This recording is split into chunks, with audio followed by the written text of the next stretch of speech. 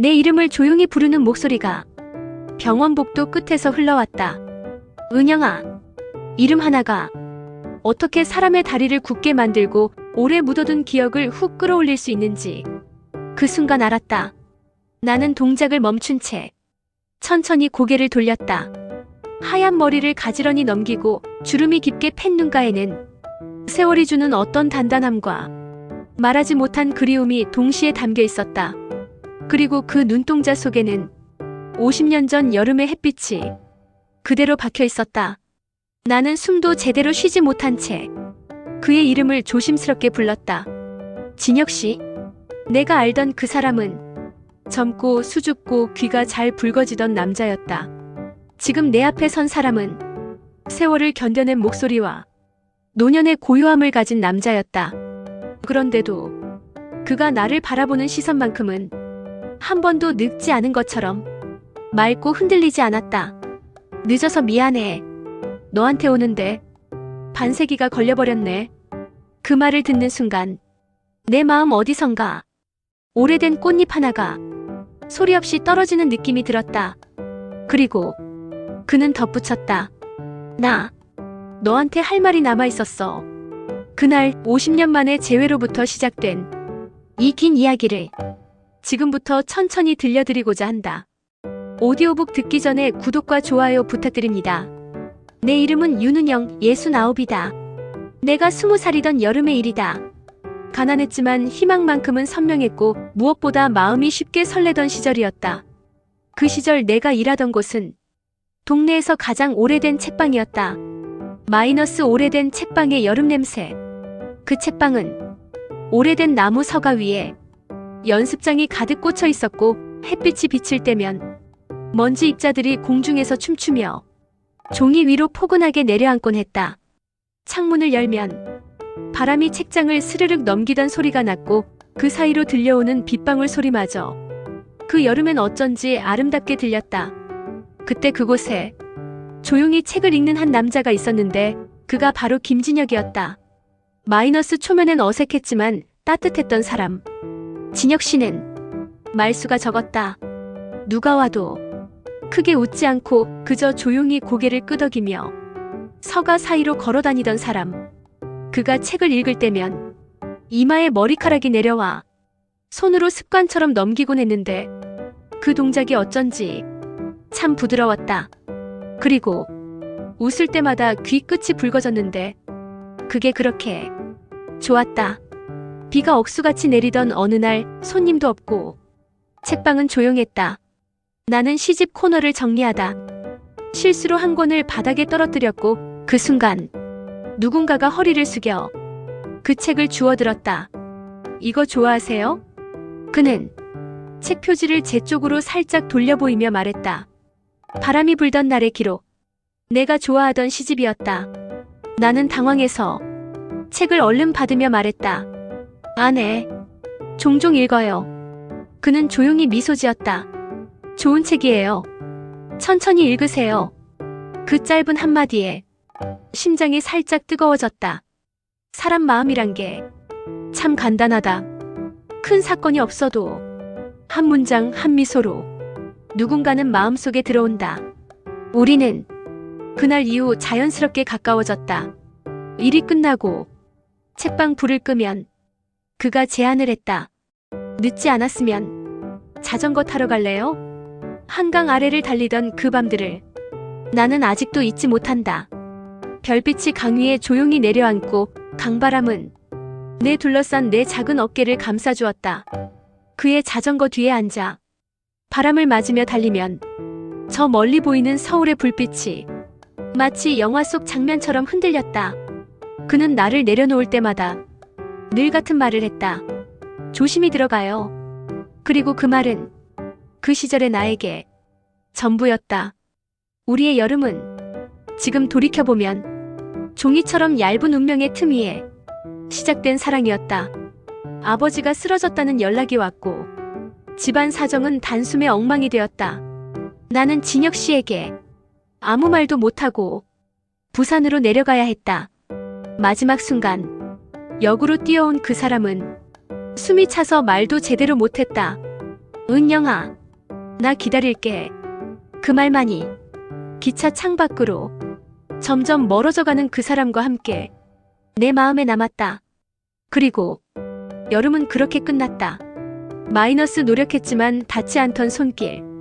부산 생활은 버거웠다. 병원비, 아버지 간병, 집안의 무게. 나는 그 와중에도 편지를 여러 번 썼지만 한 통도 돌아오지 않았다. 혹시 내가 너무 가벼운 마음이었나? 내가 떠났으니 잊고 싶은 걸까?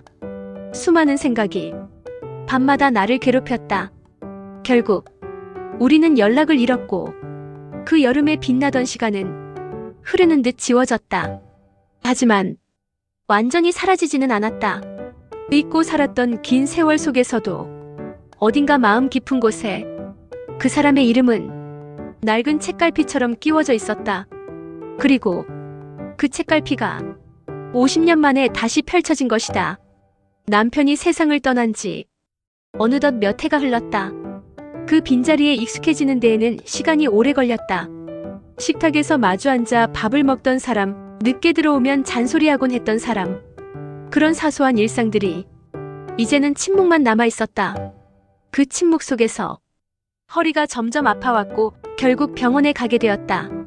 그날은 여느 때처럼 그저 진료받고 집에 돌아가려던 평범한 날이었다. 그런데 그날 내 인생의 궤도가 갑자기 뒤틀리기 시작했다. 진료를 마치고 복도를 따라 걸어 나오는데 어디선가 낯설지만 너무나 익숙한 목소리가 들렸다. 혹시 윤은영 씨? 그 순간 시간이 멈춘 듯 했다. 69회를 살아오며 그 목소리를 수백 번은 잊으려 했고 수천 번은 떠올리려 했었다. 나는 천천히, 아주 천천히 뒤를 돌아보았다. 기억 속 그 사람보다 조금 더 굽은 어깨, 조금 더 휘어진 머리카락. 하지만 그의 눈동자만큼은 50년 전 여름과 똑같았다. 맑고 숱하고 따뜻했고 말하지 못한 이야기로 가득했다. 그리고 그가 아주 조심스럽게 말했다. 은영아, 맞지? 나는 숨도 제대로 들이쉬지 못한 채 그의 이름을 꺼냈다. 진혁 씨? 그는 미소를 지었다. 하지만 그 미소 안에는 정말 이루 말할 수 없는 수십 년의 그리움이 묻어 있었다. 늦었지. 미안해. 너한테 오는데 반세기나 걸렸어. 그 말을 듣는 순간 내 눈가는 뜨겁게 젖어갔다. 우리는 병원 1층 카페에 앉았다. 창밖에는 봄 햇살이 부드럽게 내리고 있었고 카페 안에는 향긋한 커피 냄새와 지나가는 사람들의 분주한 발걸음이 조용히 섞여 있었다. 기묘한 순간이었다. 50년 만에 다시 만난 첫사랑과 커피를 마시고 있다니. 너 어떻게 지냈어? 그가 먼저 물었다. 하지만 나는 무슨 말을 해야 할지 몰랐다. 그냥 살았어요. 열심히. 그 말이 끝나자 그는 천천히 고개를 끄덕였다. 나도 그래. 열심히만 살았어. 우리는 조심스럽게 서로의 인생을 꺼내놓았다. 내가 결혼하고 아이를 낳고 남편을 병간호하다 혼자가 된 이야기. 그는 서울에서 대학을 졸업하고 해외에서 연구를 하고 교수가 되어 오랜 시간을 학문 속에서 보냈다는 이야기. 그의 손이 컵을 감싸고 있었다. 세월의 주름이 손등 위로 깊게 새겨져 있었다. 너 떠난 날 기억나? 그의 목소리가 조금 떨렸다. 기억나죠? 난 평생 잊어본 적 없어요. 그는 조용히 숨을 내쉬었다. 그날 책방 문 닫고 바로 역으로 달려갔는데 기차는 이미 떠난 뒤였어. 나는 순간 숨이 턱 막히는 것 같았다. 정말이요? 그래. 너 창 너머로 나본 줄 알았어. 근데 그건 그냥 내 마음이 그린 상상이었나 봐. 그 말을 듣는 순간 내 눈에 눈물이 맺혔다. 왜 우리는 그렇게 젊은 날의 마음을 제대로 붙잡지도 못하고 해명도 못한 채 흘려보냈을까? 나는 말했다. 나 편지 보냈어요. 몇 통이나. 그는 놀란 얼굴로 나를 바라봤다. 편지? 난 한 통도 못 받았어. 심장이 내려앉는 느낌이었다. 그도 말을 이었다. 나도 편지 썼어. 여러 통.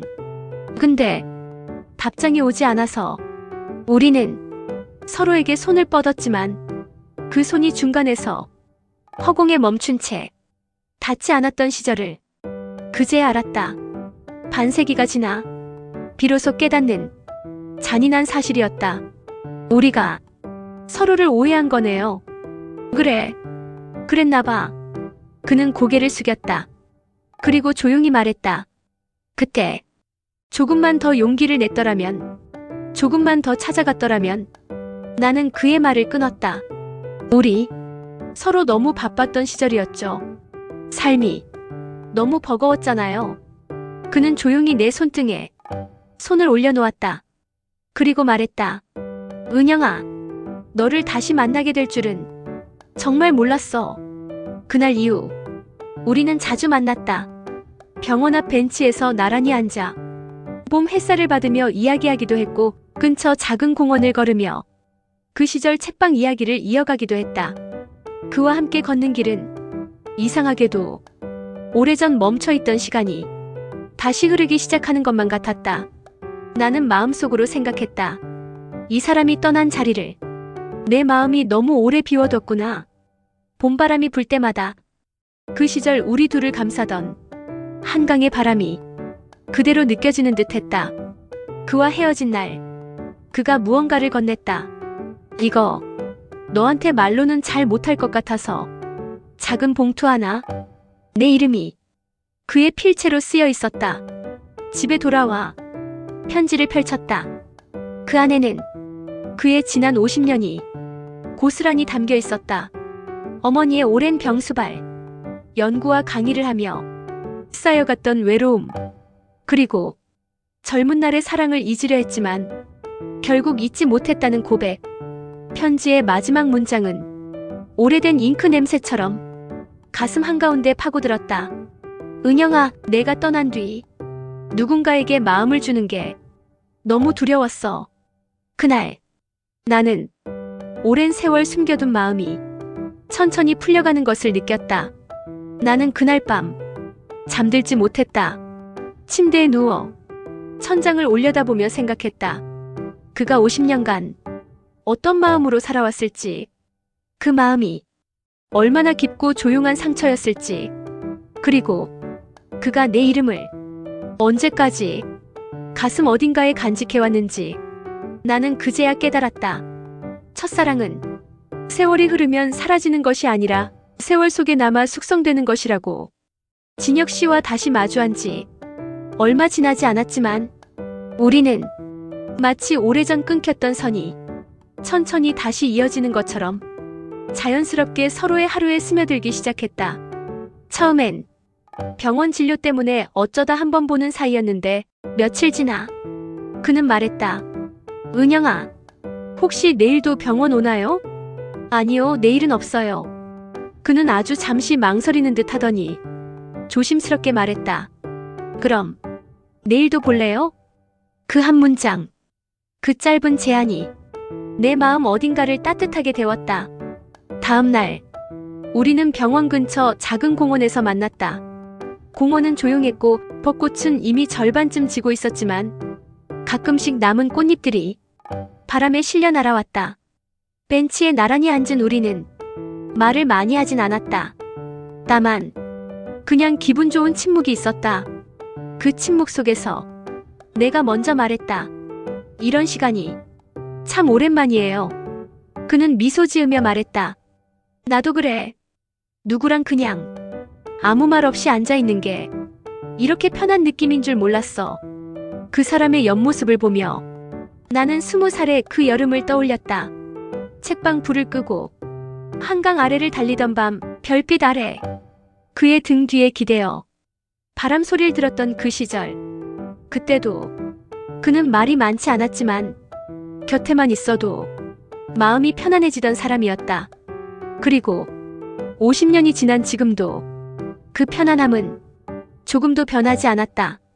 며칠 뒤 진혁 씨가 말했다. 은영아, 우리 그 책방 있던 자리 한번 가볼래? 나는 그 말만으로 심장이 저릿하게 떨렸다. 그곳이 아직 있을까요? 글쎄, 설령 다른 가게가 들어섰더라도 괜찮아. 그곳은 우리한테만은 여전히 책방이니까. 그 말이 왠지 울컥하게 들렸다. 우리는 버스를 타고 옛 동네로 향했다. 버스 창가에 앉아 지나가는 풍경을 바라보며 나는 문득 생각했다. 이 길을 우리가 또 이렇게 나란히 걷게 될 줄 누가 알았을까? 옛 책방 자리는 이미 오래전에 사라지고 카페로 변해 있었다. 하지만 들어서자마자 낯설지 않은 기운이 느껴졌다. 나무향, 기억의 깊은 곳을 건드리는 방향, 그리고 햇빛이 정확히 그 시절처럼 창가를 가로지르며 들어오고 있었다. 나는 작게 중얼거렸다. 그때도 이렇게 햇볕이 들었죠. 그는 책상 위를 손끝으로 살짝 쓸며 말했다. 그래, 여기 이 자리에서 내가 책 떨어뜨렸었잖아. 나는 웃으며 말했다. 기억나요. 그때 진혁식이 엄청 빨개졌던 거. 그는 그 자리에서 정말로 귀가 빨개졌다. 그걸 아직도 기억해? 그럼요. 그때 저는 이미 좋아했거든요. 그 말에 그는 잠시 말을 잇지 못했다. 그저 나를 바라보는 눈빛이 조금 젖어 있었다. 집으로 가는 길, 갑자기 비가 내리기 시작했다. 우리는 근처 버스 정류장에 서서 비를 피했다. 나는 말했다. 비가 오면 그때 생각나요. 책방에서 같이 시 읽던 날. 네. 비냄새, 흩어지는 빗방울 소리, 그리고 누군가의 젖은 가슴 같은 그 여름의 감정. 진혁 씨가 조심스럽게 말했다. 은영아. 네. 그는 마치 마음 한쪽을 열 듯 천천히 말했다. 그때 너한테 말 못한 게 있어. 비소리가 버스 정류장 지붕을 두드렸다. 사실 너 부산으로 돌아간 뒤 나는 2달 동안 그 자리에 있었어. 2달이요? 응. 혹시나 돌아올까봐. 나는 숨소리마저 잃었다. 그는 말했다. 근데 오지 않아서 그제야 알았어. 내가 너무 힘들어서 떠난 거라는 걸. 나는 눈물을 참지 못하고 고개를 떨궜다. 그는 내가 울지 않도록 말을 덧붙이지 않았다. 비소리만이 우리 둘 사이를 조용히 감싸고 있었다. 비가 조금 잦아들 무렵 그가 작은 우산을 꺼냈다. 같이 가자. 우리는 작은 우산 하나를 같이 쓰고 천천히 걸었다. 비에 젖은 가로등 불빛이 우리 발끝을 따라 흔들렸고 조용한 거리에는 우리 발소리밖에 없었다. 걷던 중 한순간 그의 손등이 내 손등에 닿았다. 나는 움찔했지만 그는 서두르지 않았다. 빛나는 것도 불타오르는 것도 아닌 그저 따뜻한 온도가 스며오는 손길. 나는 그 손을 잡아도 될까? 벌벌 떨리는 마음으로 고민했다. 그러는 사이 그가 아주 천천히 내 손을 감쌌다. 은영아. 나는 조용히 답했다. 응. 우리 다시 만난 거 기적 같지 않아? 나는 고개를 끄덕였다. 응. 기적 같아. 그날 비가 그치자 우리 둘 사이에는 50년의 빈자리보다 더 큰 온기가 남아있었다. 그 이후로 우리는 거의 매일 만났다. 아침에 카톡이 왔다. 진혁, 일어났어? 오늘 걸을래? 은영, 응. 밖에 햇빛 좋아. 그리고 그런 일상이 새삼 참 고마웠다. 함께 시장을 걷고 작은 빵집에서 빵을 골라 먹고 근처 공원에서 벤치에 앉아 뜨거운 캔커피를 나눠 마시며 서로의 마음을 천천히 나눴다. 어떤 날은 그가 내게 말했다.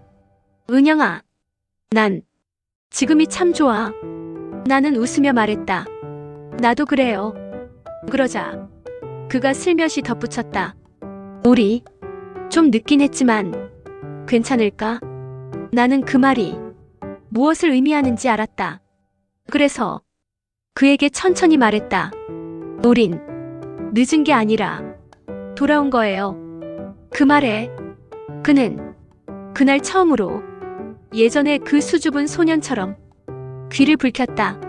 진혁 씨와 다시 만나고 일주일이 지났을 때였다. 그는 병원 진료도 없는 날 내게 연락을 보냈다. 진혁, 은영아, 오늘 혹시 시간 괜찮아? 함께 가고 싶은 곳이 있어. 나는 별다른 생각 없이 그래요라고 답했다. 하지만 그가 나를 데리고 간 곳은 생각지도 못한 장소였다. 그가 말없이 이끌고 간 곳은 대학 캠퍼스였다. 그의 이름이 적힌 연구실 문패는 여전히 남아 있었다. 여기 진혁 씨가 일하던 곳이에요? 응. 여기서 반평생을 보냈지. 그는 다른 사람의 연구실로 바뀌어버린 문을 조용히 바라보았다. 연구실이 이사가면서 날 떠난 자리도 바뀌었네. 그 말에 그의 마음속 외로움이 스치듯 느껴졌다. 나는 물었다. 왜? 나한테 여기 보여주고 싶었어요? 그는 대답하지 않은 채 고개만 살짝 돌려 나를 봤다. 그 눈빛 속에는 한 가지 마음이 담겨 있었다. 내가 알았으면 좋겠어. 내 삶의 절반은 사실 너에게서 멀어진 시간들이었다는 걸. 나는 말없이 그의 손등을 가만히 잡았다. 그는 내 손을 내려다보더니 살며시 손가락을 감싸며 말했다. 고마워. 학교 근처 조용한 벤치에 앉았을 때 그가 가방에서 낡은 편지 한 묶음을 꺼냈다. 은영아, 이거 내가 알았으면 해서. 편지 봉투들은 오래된 책갈피처럼 가볍게 바스러질 것만 같았다. 이건 내가 보냈다고 했던 편지들. 혹시 이 중에 있는지 한번 봐줄래? 나는 봉투들을 천천히 펼쳤다. 날짜는 1973년부터 1975년까지. 하지만 그 안에는 내 글씨로 쓴 편지는 하나도 없었다. 진혁 씨, 이건 내 편지가 아니에요. 그렇지. 나도 알고 있었어. 그는 아주 오래된 비밀을 꺼내듯 말했다. 사실 그때 우리 동네 우체국에 문제가 있었대. 편지들이 중간에 분실되는 일이 종종 있었대. 나중에 알았어. 나는 숨이 턱 막히는 듯 했다. 그럼 우리가 오해했던 것도. 그래. 너는 내 방식대로 날 찾았고 나는 내 방식대로 널 기다렸어. 근데 세상이 우리 사이에 벽 하나를 세워버렸던 거지. 그 말이 너무 아프고 또 너무 따뜻했다. 우리는 서로를 잃은 게 아니라 세상이 잠시 우리를 놓아버렸던 것뿐이었다. 잠시 침묵이 흐른 뒤 그가 천천히 말했다. 은영아, 네. 너 부산으로 떠나고 몇 년 동안 난 어느 누구도 곁에 두지 못했어. 왜요? 그의 목소리가 조금 떨렸다. 내 이름이 내 마음에서 사라지지 않았거든. 나는 숨을 들이켰다. 그는 말을 이어갔다.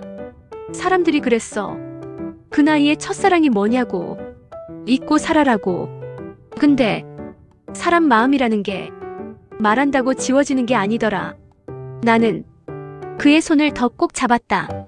그는 나를 바라보며 말문을 이었다. 내가 너를 다시 만나고 싶었던 이유는 미련 때문이 아니라 너와 함께한 그 시간이 내 인생에서 가장 따뜻한 시간이었기 때문이야. 그 순간 내 마음 안쪽이 녹아내리는 듯 했다. 나는 그의 손을 쥐며 말했다. 진혁 씨, 사실 저도 그랬어요. 그가 놀란 표정으로 나를 바라보았다. 정말? 네. 나도 편지를 몇 번 썼고 당신이 답장하지 않은 게 많이 아팠고. 나는 숨을 가다듬었다. 근데 그럼에도 불구하고 당신을 완전히 미워할 수는 없었어요. 그는 내 눈을 깊게 바라봤다.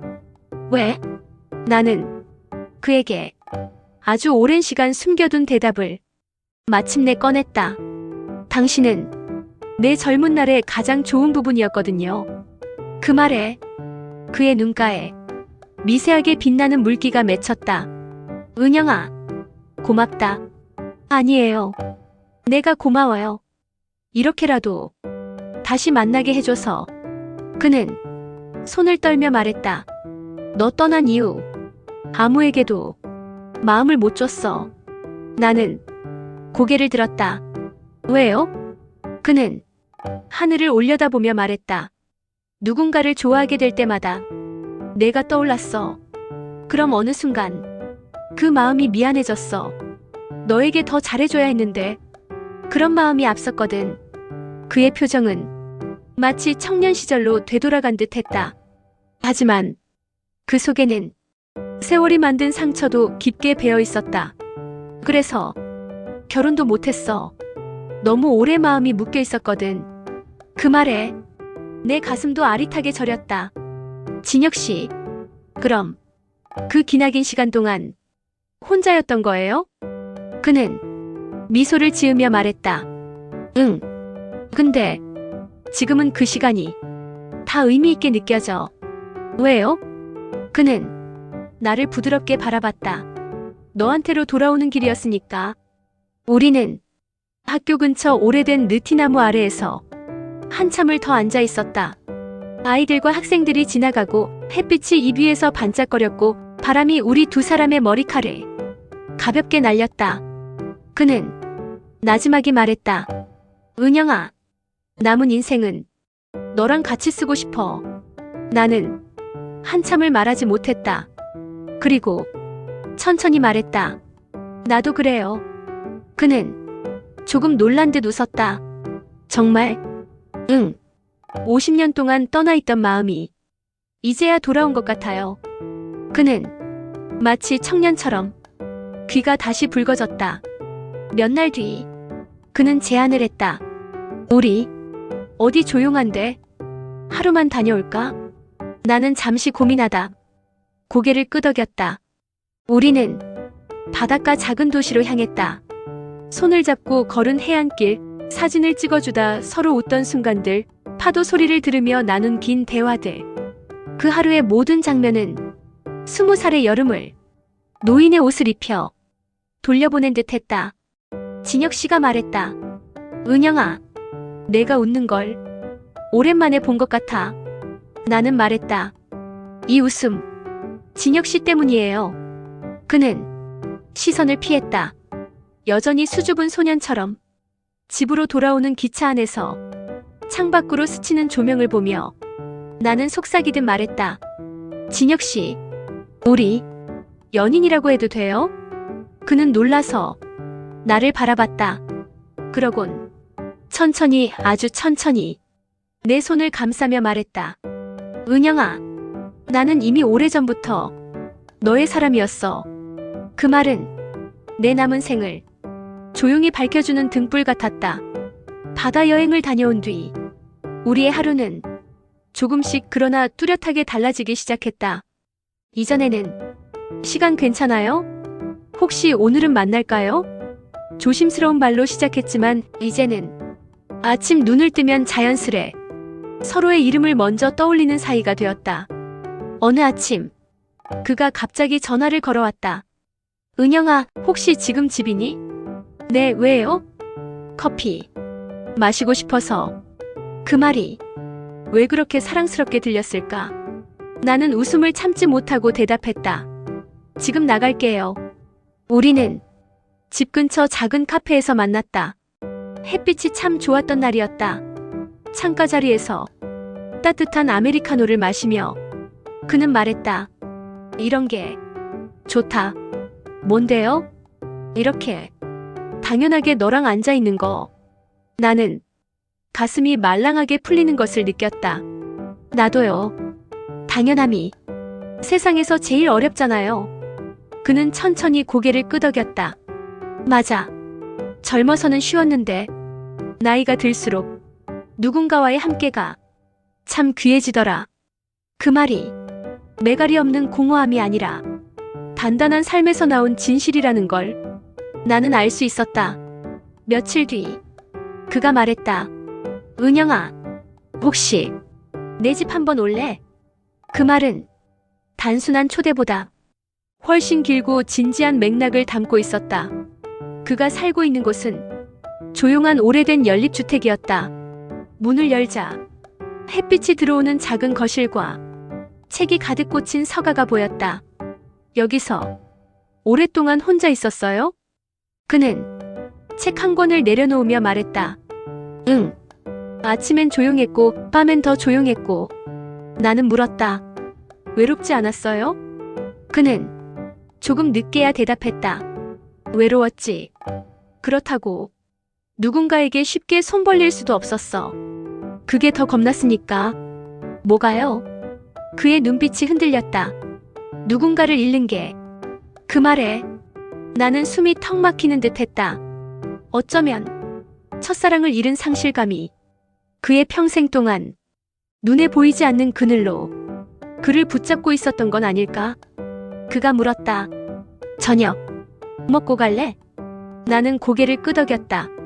그의 냉장고 안에는 대부분 간단한 것들이 있었다.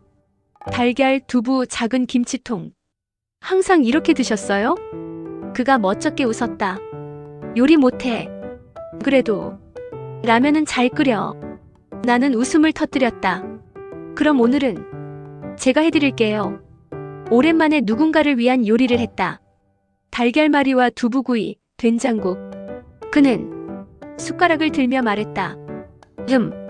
맛있다. 정말이요? 너무 간단한데. 은영이가 해준 밥인데.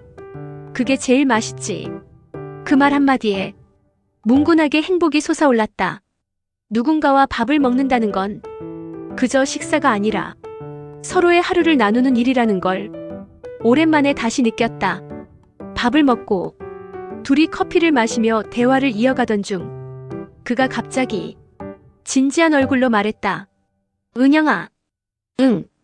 우리 이 관계가 조금 무서워. 나는 그 말에 심장이 쿵 내려앉았다. 왜요? 그는 테이블 위 내 손을 조심스레 잡으며 말했다. 너를 다시 잃을까봐. 말끝에 실린 떨림.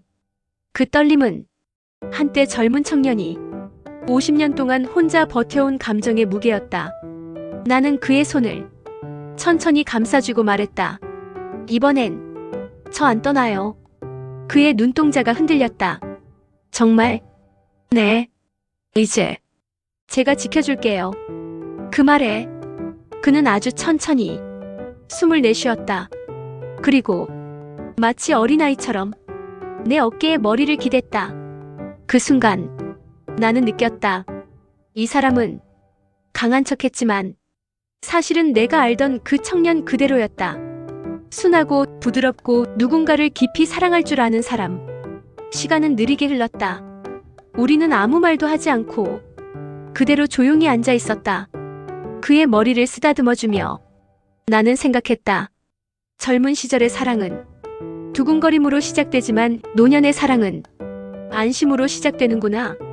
서로가 있으면 좀 덜 아프고 좀 덜 외롭고 숨이 조금 더 편해지는 감정. 그게 노년도 주는 또 다른 설렘이었다. 밤이 깊어 집으로 가려고 일어섰을 때 그가 문 앞까지 배웅해 주었다. 은영아. 응. 우리 내일도 볼 수 있을까? 나는 웃었다. 진혁씨, 오늘은 내일을 걱정하지 말아요. 왜? 우린 이제 매일 볼 사람들인걸. 그의 귀가 다시 붉어졌다. 그래. 맞아. 매일 보자. 그 말이 어떤 프로포즈처럼 가슴에 박혀왔다. 그날부터 서로의 아침과 저녁을 나누는 일이 당연해졌다. 햇빛 좋은 날에는 공원을 산책하고 비 오는 날에는 책방 카페에서 따뜻한 차를 마셨다. 어느 날 내가 말했다. 진혁씨. 응. 저 요즘 참 행복해요. 그 눈빛이 살며시 흔들렸다. 은영아. 나도 그래. 그리고 그날 그는 처음으로 나를 가만히 바라보며 말했다. 너랑 함께 있는 이 시간들이 내가 70년 살아오며 처음으로 내가 살아있다는 걸 느끼게 해. 나는 그 말을 평생 잊을 수 없을 것이다. 그날 밤 집으로 돌아와 누웠는데 문득 이런 생각이 들었다. 사랑은 젊었을 때 해야만 사랑이 아니라는 걸. 때로는 오랜 세월의 눈물과 상처를 버티고 마침내 마주한 사랑이 더 깊고 단단하다. 진혁 씨와 나는 50년의 빈 공간을 서로의 손으로 천천히 메우고 있었다. 그리고 이제 우리는 다시 사랑에 빠진 노년의 연인이 아니라 평생 돌아오고 싶었던 마음의 집을 마침내 함께 찾은 사람들이었다. 진혁 씨와 함께하는 일상이 자리 잡은 뒤 한 달쯤 지나서였다. 그날은 유난히 바람이 찬 날이었다. 우리는 동네 공원 벤치에서 따뜻한 캔커피를 손에 쥐고 앉아 있었다. 평소처럼 밝게 이야기하던 그의 표정이 문득 어두워졌다. 나는 조심스레 물었다. 진혁 씨, 어디 아파요? 그는 작은 숨을 내쉬었다. 은영아, 혹시 병원 같이 가줄 수 있을까? 병원이요? 갑자기 왜요? 한동안 이상한 어지럼증이 있었어. 그냥 기력이 없어서 그러려니 했는데 요 며칠은 조금 심해졌어. 그 말은 날카로운 바람처럼 내 가슴을 스쳤다. 하지만 나는 바로 그의 손을 잡고 말했다. 그럼 지금 가요. 지금 함께 가요. 그는 그 말만으로 안심한 듯 기다리던 숨을 고르며 말했다. 고마워. 검사 결과는 다행히 큰 병은 아니었지만 노화로 인한 혈관 문제로 치료가 필요하다는 말이 나왔다. 의사는 말했다. 무리하시면 안 됩니다. 스트레스도 줄이셔야 하고 규칙적인 생활을 해주셔야 합니다. 병원 복도를 걸으며 그는 말했다. 은영아, 내가 혹시라도 내 짐이 될까봐 무서웠어. 나는 그의 팔을 꼭 잡았다. 무슨 말을 그렇게 해요? 우린 지금 서로의 짐이 아니라 서로의 사람인 건데. 그의 걸음이 잠시 멈췄다. 그리고 그는 나를 바라보고 조용히 말했다. 은영아, 이제는 내가 떠날까봐가 아니라 내가 너를 먼저 떠날까봐 겁나. 그 말에 가슴이 뭉근하게 아려왔다. 나는 그가 다시 걸음을 뗄 수 있도록 살짝 팔짱을 끼고 말했다. 그래서요? 우린 그 겁을 둘이서 반씩 나누면 되잖아요. 그는 작은 목소리로 말했다. 그래, 우리 둘이 나누자. 며칠 뒤 병원에서의 충격이 가라앉은 후 우리는 작은 카페에 앉아 있었다. 그는 무언가 결심한 듯한 표정이었다. 은영아, 응, 우리 남은 생을 어떻게 보낼지 함께 이야기해 볼래? 나는 심장이 크게 뛰는 걸 느꼈다. 좋아요. 말해봐요. 그는 천천히 아주 조심스럽게 말했다. 내가 건강이 더 나빠지면 너한테 부탁하기 싫어. 나는 그의 손을 가만히 감싸며 말했다. 부탁해도 돼요. 그는 고개를 저었다. 아니, 내가 너에게 의지하려는 게 아니라 내가 힘들어질까봐. 그 말에서 그 사람의 선함이 그대로 느껴졌다. 그래서 나는 미소 지으며 말했다. 진혁 씨, 누군가를 사랑한다는 건 힘들어도 괜찮은 사람이 생긴다는 거예요.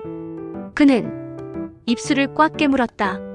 그리고 쉼없이 떨리던 손을 내 손 아래에 조심히 올려놓았다. 고맙다, 은영아. 나도 털어놓을 것이 있었다. 사실 저도 겁이 났어요. 그는 놀란 눈으로 나를 바라봤다. 나는 말했다. 50년 만에 다시 사랑을 시작한다는 게 좋아서 무서웠어요. 잃을까봐 무서웠고 또 떠나면 어떡하나. 그 생각 때문에 더 무서웠어요. 그의 눈빛이 흔들렸다. 은영아, 근데 알겠더라고요. 사랑은 미래를 겁내는 게 아니라 오늘을 선택하는 거라는 걸.